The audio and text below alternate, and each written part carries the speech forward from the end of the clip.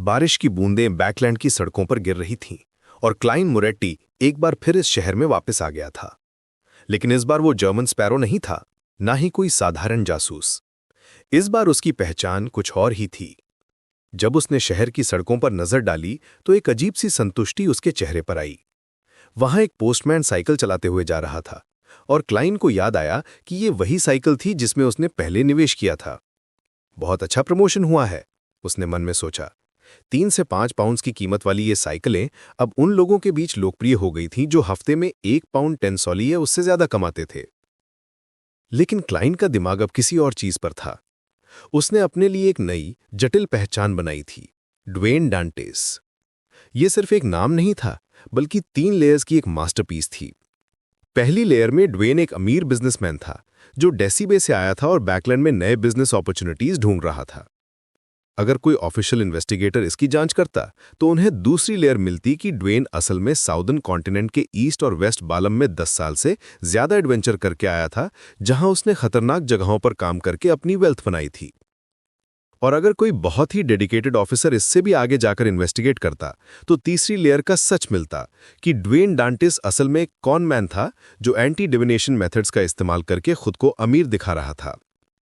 अपनी पहली बार बैकलैंड आने के मुकाबले में इस 3 लेयर्ड आइडेंटिटी का क्रिएशन दिखाता है कि मैं वाकई काफी मैच्योर हो गया हूं। मेरा 10 सॉली प्रति रात का हाई एंड होटल रूम इस नई आइडेंटिटी का परफेक्ट कवर था। लेकिन नसीर, क्लाइन का असली मकसद कुछ और ही था। उसके दिमाग में एक ऑडेशियस प्लान था, एंटिगनस फैमिली के नोटबुक को चुराना।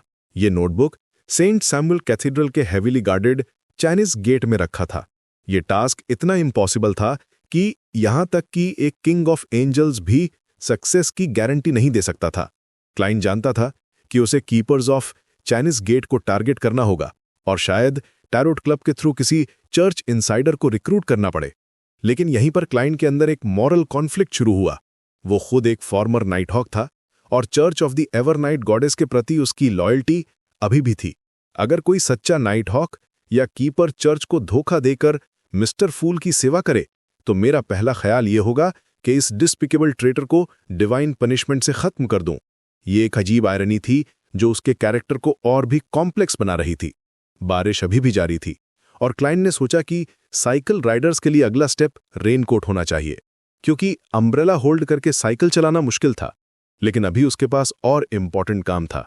उसने अपनी ड्वेन डांटेस की आइडेंटिटी को शेड किया और शर्लॉक मोरियार्टी का पर्सोना अपनाया।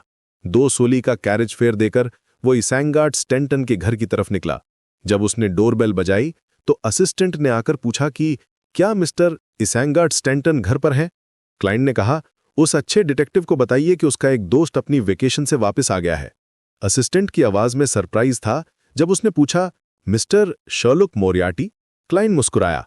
उसकी ग्रैंड हाइस्ट की प्लानिंग अभी शुरुआती स्टेजेस में थी, लेकिन पहले उसे कुछ और इमीडिएट ऑब्जेक्टिव्स पूरे करने थे। बैकलैंड की बारिश में एक नया चैप्टर शुरू हो रहा था।